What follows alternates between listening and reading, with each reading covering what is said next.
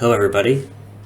Today I'm going to talk about Evan Gershkovich, the reporter for the Wall Street Journal who was arrested in Ekaterinburg 2 days ago. I do find this story a little strange, but not for the immediately obvious reasons that are frequently reported on lately. So for a quick rundown for this story, here is the related article I posted to my blog, Reading Junkie, from the Daily Beast. He was arrested in a restaurant and then brought to a court in handcuffs in Moscow on Thursday morning. Now, when the Daily Beast asked Prigozhin, the founder of Wagner Group, what he thought of it, what his comments were, he could say, "If you want, I can check the tortured cellar in my house to see if he's there. At first glance, I didn't see him among the American journalists I keep there by the dozens. I can, if you want, also look at the fresh graves of foreign journalists in my house plot. But if I'm not mistaken, we didn't bury him there either." Now, the most commonly speculated reason for his arrest is because of his most recent story in the Wall Street Journal. Russia's economy is starting to come undone. What's interesting about this is that yesterday, while I was researching this story, I found this piece on the Wall Street Journal, and it was paywalled. I also cannot find copies of it anywhere else, but as of looking at it today, it has been unpaywalled. I assume that's because of the heightened publicity due to his arrest that they unpaywalled it. But really, there's nothing terribly interesting and nothing that's not been repeated 1,000 times already. Russia is crumbling. They've run out of bullets. They've run out. Their economy is in shambles. So there's really nothing new that's not been endlessly repeated for the past year. Actually, for the past 9 years, because this is really the same story they've been repeating over and over again since the Maidan Revolution in Ukraine. But really, I don't think this is actually the reason for his arrest. Now, granted, it could be, and if it is the reason for his arrest, my guess would be because of one of the sources he quoted or one of the figures he gave was not publicly available information, and that's what triggered an arrest and an interrogation to figure out where he got that information that he wasn't supposed to have. But looking at this, I really don't think that's it. The actual reason is a bit deeper than that. So a little bit about the man himself. Gershkovich was, his parents were of Jewish origin in the Soviet Union, and they left for the United States in 1979.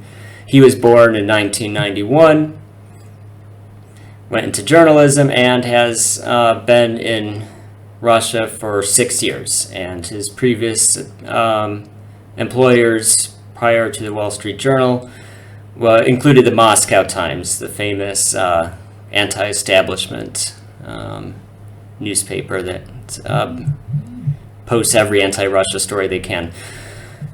But ultimately, when you're someone like this guy, a fluent Russian speaker reporting from Russia, you have a very small and a very competitive niche.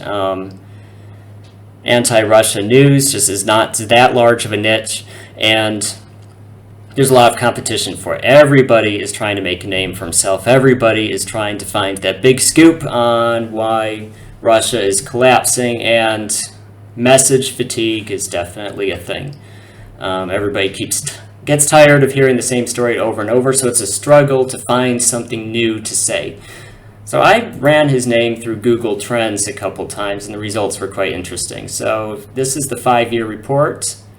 You can see he's not a brand new journalist, fresh out of school. He's been reporting for a while. He's been in the news a lot. He's attracted a lot of public interest before.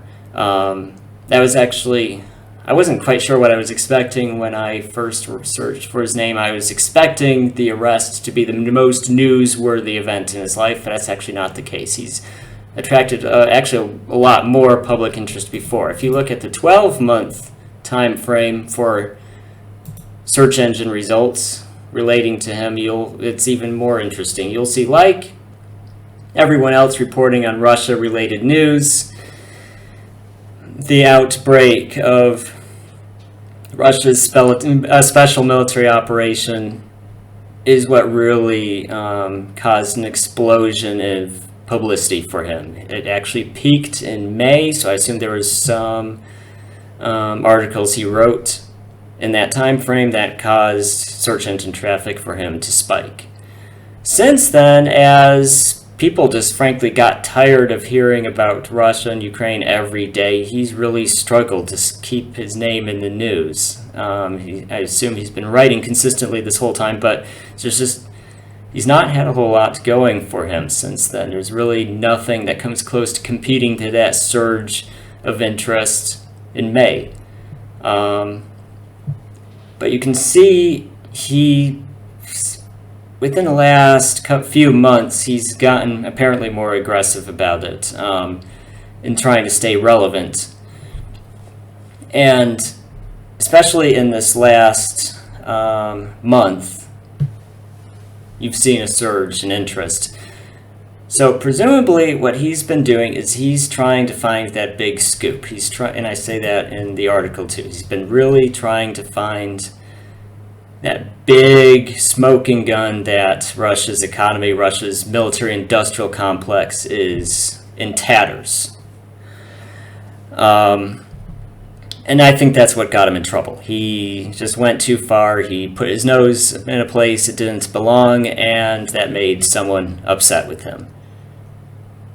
And really, it is unfortunately a case of digging your own grave to an extent, because every expat who lives in Russia does know the rules. Everybody who's here knows that, especially now, if you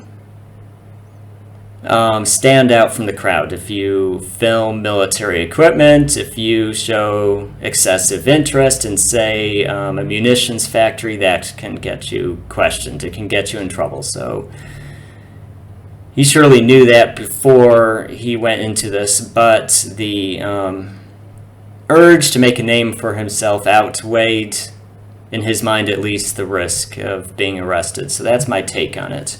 But the bigger reason I find the story strange is because when I first heard of his arrest in the news, the first thing that immediately came to my mind was Paul Wellen. He was the former Marine who was arrested on charges of espionage back in 2020. So that was 3 years ago. He's still in prison. He's already missed what was honestly probably his best chance to get out of prison and be exchanged with back in December with the Brittany Griner case. The Biden administration, I assume just for political reasons because of her fame and wealth and special interest politics, they had to get her out at all cost, and so he was just, he is the wrong race and the wrong income level for Biden to be interested in getting him out of prison. So he was still stuck there, even though he'd already been in prison for years at that point. I think that's apparently the case now with the journalist being arrested. There's going to be more interest in getting him out of prison and not Wellen. And I've gone through quite a few different news articles, and I could not find, even though to me it's an extremely obvious comparison. Wellen was arrested, this new guy was arrested. It's an obvious two related stories. But no news article I found even mentioned Wellen's arrest, and that seems to be confirmed because I did a Google Trends report on him, so you can see there's a spike of interest in him back in Griner's case when he was mentioned, and there was speculation that he would be the person traded and not her. But you can see now with our guy at the Wall Street Journal arrested, he's not even getting that. No one's even making the suggestion that the two cases are related, so I assume there's going to be little, if any, public demand for Wellen to be traded. It will, again, be Gershkovich who's traded, if he's traded, and it's not going to be Wellen.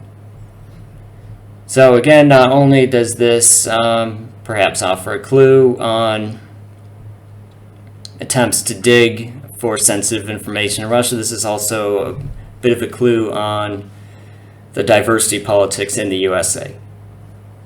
All right, thanks for listening, and have a great day and have a great weekend.